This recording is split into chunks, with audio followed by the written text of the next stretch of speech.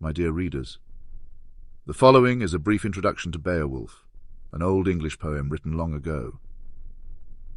So, the Spear Danes in days gone by and the kings who ruled them had courage and greatness.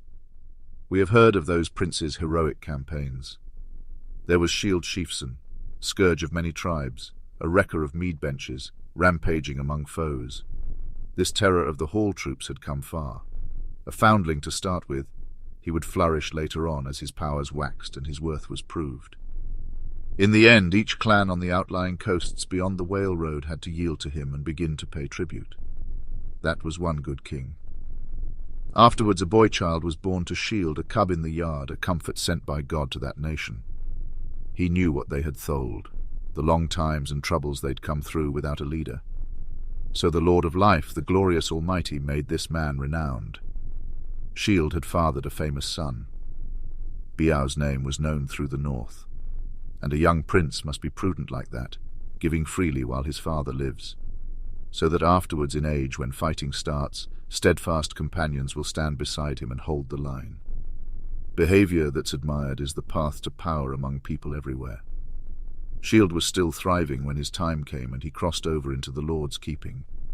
His warrior band did what he bade them when he laid down the law among the Danes. They shouldered him out to the sea's flood, the chief they revered who had long ruled them. A ring-whirled prow rode in the harbour, ice-clad, outbound, a craft for a prince. They stretched their beloved lord in his boat, laid out by the mast amidships the great ring-giver. Far-fetched treasures were piled upon him and precious gear. I never heard before of a ship so well furbished with battle tackle, bladed weapons and coats of mail. The massed treasure was loaded on top of him. It would travel far on out into the ocean's sway. They decked his body no less bountifully with offerings than those first ones did who cast him away when he was a child and launched him alone out over the waves. And they set a gold standard up high above his head and let him drift to wind and tide, bewailing him and mourning their loss. No man can tell. No wise man in hall or weathered veteran knows for certain who salvaged that load. Then it fell to Beowulf to keep the forts. He was well regarded and ruled the Danes for a long time after his father took leave of his life on earth. And then his heir, the great half-Dane, held sway for as long as he lived, their elder and warlord. He was 4 times a father, this fighter prince. One by one they entered the world, Heorogar, Hrothgar, the good Halgar, and a daughter, I have heard, who was Onela's queen, a balm in bed to the battle-scarred Swede. The fortunes of war favoured Hrothgar. Friends and kinsmen flocked to his ranks, young followers, a force that grew to be a mighty army. So his mind turned to hall building. He handed down orders for men to work on a great mead hall, meant to be a wonder of the world forever. It would be his throne room, and there he would dispense his God-given goods to young and old, but not the common land or people's lives.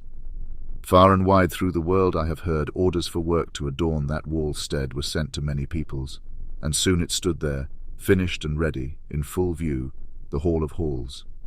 Heorot was the name he had settled on it, whose utterance was law. Nor did he renege, but doled out rings and talks at the table. The hall towered, its gables wide and high, and awaiting a barbarous burning. That doom abided, but in time it would come. The killer instinct unleashed among in-laws, the bloodlust rampant. Then a powerful demon, a prowler through the dark, nursed a hard grievance. It harrowed him to hear the din of the loud banquet every day in the hall, the harp being struck and the clear song of a skilled poet, telling with mastery of man's beginnings how the Almighty had made the earth a gleaming plain girdled with waters. In his splendour he set the sun and moon to be earth's lamplight, lanterns for men, and filled the broad lap of the world with branches and leaves, and quickened life in every other thing that moved. So times were pleasant for the people there, until finally one, a fiend out of hell, began to work his evil in the world.